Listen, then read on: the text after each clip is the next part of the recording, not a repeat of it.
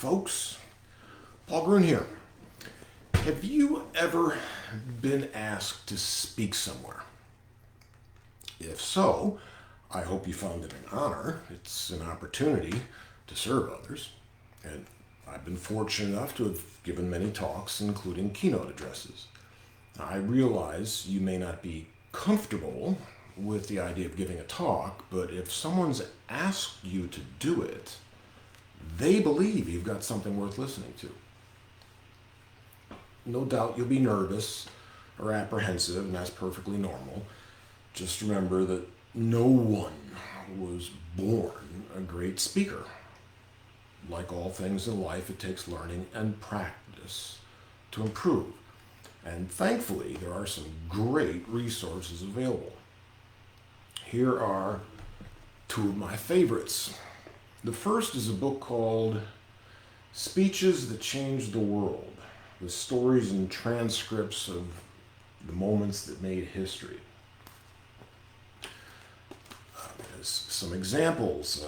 There are famous U.S. presidents from Washington, Jefferson, Lincoln, Roosevelt, Kennedy, Nixon, Reagan. There's other world leaders from Gandhi, Churchill, Charles de Gaulle, and Emperor Hirohito, Hitler, Lenin, and Stalin as well. There's religious leaders from Moses and Jesus, and Mother Teresa and Pope John Paul II.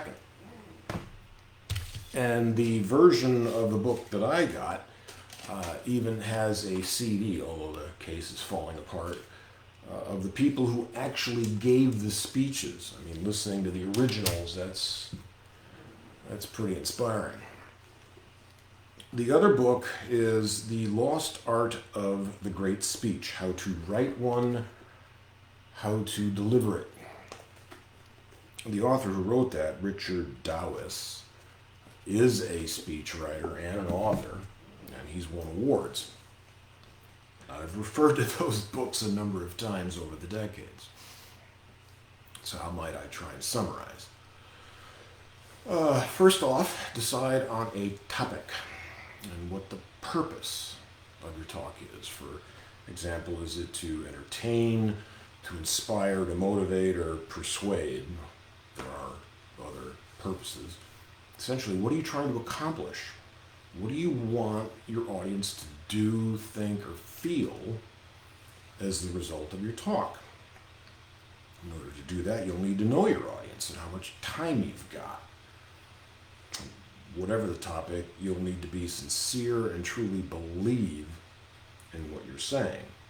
You'll probably need to do a bit of research, even though you're an expert on the field, but that'll allow you time to find some good quotes, some anecdotes, statistics, hopefully even develop some humor. Then you develop a high-level outline. Don't overload it with too much detail. People will only really be able to retain a few points, hopefully no more than 4. You'll need a great opening, because a great opening will help establish a common ground, it helps you build rapport, and it sets the tone of your talk. The book covers different types of openings and gives plenty of examples. No doubt it'll take time and probably a lot of revisions to develop a good opening. Overall, speak as if you're carrying on a conversation, not delivering a lecture. Use simple, everyday language, including contractions. Use active verbs, vivid nouns, basically phrases that come from the gut, not the brain. And as always, avoid jargon.